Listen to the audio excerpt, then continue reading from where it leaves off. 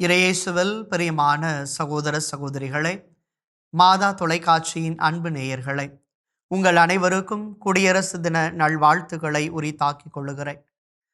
இன்றைய நாளினுடைய யோவான் நற்செய்தியை சற்று ஆழமாக நாம் சிந்திக்கிற பொழுது, விடுதலை வாழ்வை பெற்ற மக்களினமாக நாம் ஒவ்வொருவரும் வாழ அழைக்கப்பட்டிருக்கிறோம் என்ற உன்னதமான சிந்தனையை நமக்கு வழங்குகின்றார் ஆண்டவர் இயேசு கிறிஸ்து. பார்வோனுடைய அடிமைத்தனத்தில் 430 ஆண்டுகளாக அடிமைப்பட்டு கிடந்த மக்கள் ஒவ்வொருவரையும் மீட்டெடுப்பதற்காக, அந்த அடிமை நிலையிலிருந்து விடுதலை வாழ்வு கொடுப்பதற்காக மோசையை தேர்ந்தெடுத்த கடவுள் இன்றைய நாளினுடைய நற்செய்தியிலே அந்த மோசையினுடைய பின்புலத்தில் உருவாக்கப்பட்ட சிந்தனைகளையும் ஆபிரகாமின் வழியாய் கொடுக்கப்படுகிற ஆழமான உறவு வாழ்வையும் எண்பித்து காட்டுகிற ஒன்றாக அமைகிறது. ஏனென்றால் இன்றைய நற்செய்தியை 3 பிரிவுகளாக நாம் பிரிக்கலாம். முதலில் நாம் பார்க்கிறோம், இயேசு யூதர்களை பார்த்து கூறுகிற சிந்தனை. என் வார்த்தைகளை நீங்கள் தொடர்ந்து கடைபிடித்து வந்தால் உண்மையில் என் சீடராய் இருப்பீர்கள் என்பது முதல் சிந்தனை. இரண்டாவதாக, இந்த சீடராய் இருக்கக்கூடிய நீங்கள் உண்மையை பெற்றிருக்க வேண்டும். மூன்றாவதாக, உண்மையை பெற்றிருக்கிற பொழுது அது உங்களுக்கு விடுதலை வாழ்வு கொடுக்கும் என்று சொல்லப்படுகிறது. இந்த 3 நிலைகளையும் கடந்து வருகிற பொழுது யூதர்கள் என்ன சொல்லுகிறார்கள்? இயேசுவை பார்த்து, நாங்கள் எல்லாம் ஆபிரகாமினுடைய பிள்ளைகள், நாங்கள் யாருக்கும் அடிமை இல்லை என்ற மனநிலையை வெளிப்படுத்துகிற பொழுது ஆண்டவர் இயேசு கிறிஸ்து, நீங்கள் எல்லாம் இவ்வுலகத்தினுடைய காரியங்களை சொல்லுகிறீர்கள், ஆனால் நானோ நீங்கள் பாவ சிந்தனையில் அல்லது தற்காலிக குடிகளின் மகிழ்ச்சியில ஆழமாய் வேரூன்றி இருந்து அந்த விடுதலையற்ற தன்மையில் இருக்கிறீர்கள் என்பதை ஆண்டவர் இயேசு சொல்வதாக அடுத்தடுத்த வார்த்தைகள் நமக்கு சொல்லுகின்றன. எனவேதான் பாவம் செய்யும் எவரும் பாவத்திற்கு அடிமை என உறுதியாக உங்களுக்கு சொல்லுகிறேன். அவர்கள் ஆபிரகாமின் மக்கள் தான், ஆனால் அவர்கள் ஆபிரகாமை போல நம்பிக்கையோடு வாழக்கூடிய மக்களாக இல்லை.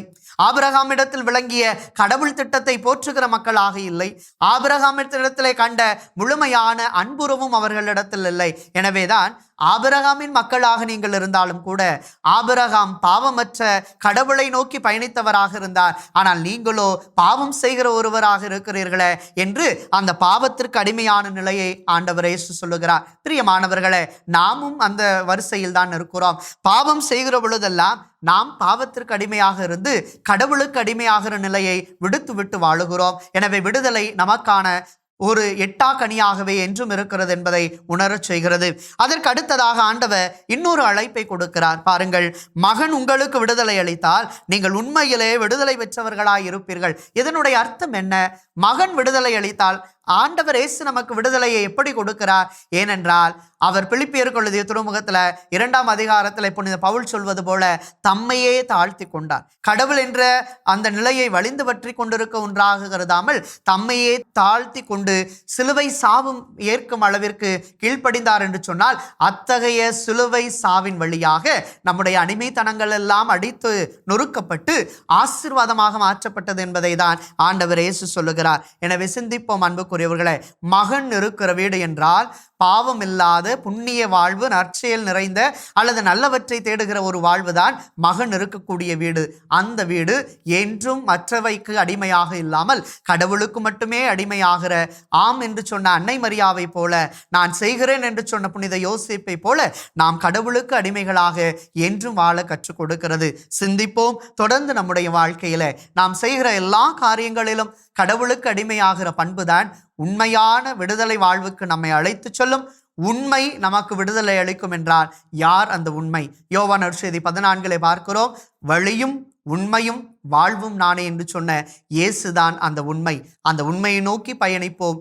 உண்மை நமக்கு விடுதலை வாழ்வு கொடுக்கும். இயேசுவுக்கே புகழ், இயேசுவுக்கே நன்றி. மரியே வாழ்க.